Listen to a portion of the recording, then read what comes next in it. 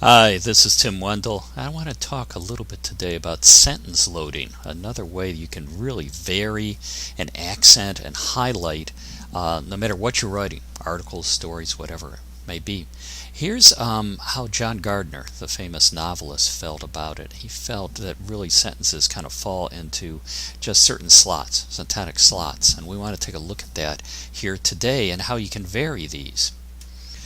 Now, a typical sentence is subject, verb, object. Okay, you can vary these. We can have some dependent clauses kind of before it. More recently, the man did this or something.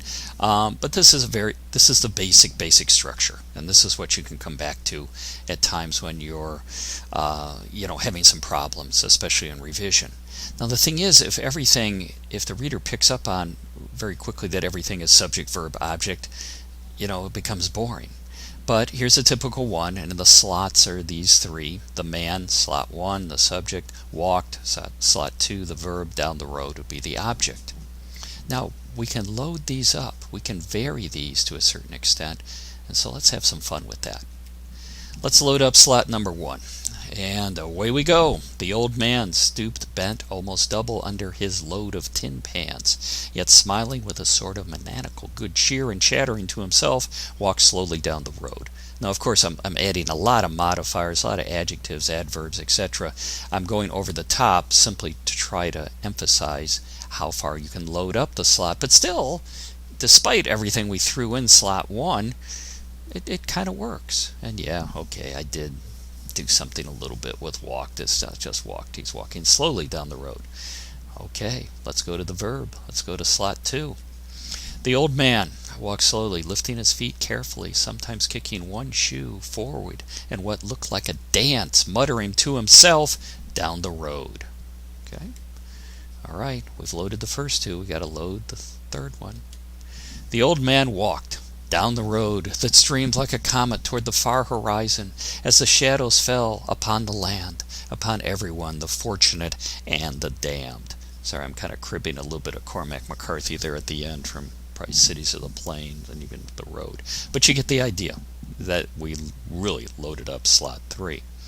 Now, you can vary your sentences this way. I think a lot of us tend to write at least early drafts where we're probably loading one of these 3 slots. It's like fingerprints again. It's like maybe the length of our sentences, which we're going to get to down the line. The thing is, when you're in revision, this is where you can have some fun. You can vary it. Oh, I've been pretty much loading up slot 1. What if we loaded up slot 3, etc.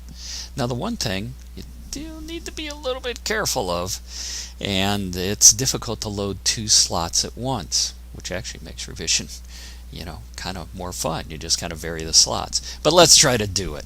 The old man stooped, bent almost double under his load of tin pans, yet smiling with a sort of maniacal good cheer and chattering to himself, walked slowly, lifting his feet carefully, sometimes kicking one shoe forward in what looked like a dance, muttering to himself, making no real progress down the road.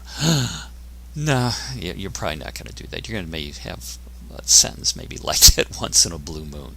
But remember your slots, and we're really down. We're down to like just focusing on a particular sentence one at a time.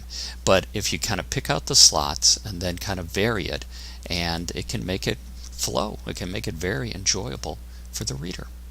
I'm Tim Wendel. Thanks for listening.